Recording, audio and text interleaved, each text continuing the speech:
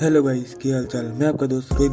तो आज हम पोको M3 Pro के लीक्स के बारे में बात करने वाले हैं। उम्मीद है आपको वीडियो पसंद आएगी। दोस्तों, आपको तो पता ही होगा कि हाल ही में Redmi Note 10 सीरीज इंट्रोड्यूस हुई है। Redmi Note 9 सीरीज लॉन्च हुई थी तो वो M2 Pro लॉन्च हुआ था, जो कि बिल्कुल Redmi Note 9 Pro का रीब्रांड था। और दोस्तों, लीक के हिसाब से इस बार हमें पोको M3 Pro कुछ अलग देखने को मिलेगा, ना कि कोई रीब्रांड होगा। तो लीक निकल के आई है कि पोको M3 Pro हमें जल्द ही देखने को मिल सकता है और इसकी कुछ फोटो लीक हुई है जो आप स्क्रीन पर देख सकते हैं। और दोस्तों, मैं आपसे पूछना चाहता हूँ, आपको पोको कंपनी कैसी लगती है और क्या आप पोको के फोन यूज करते हैं?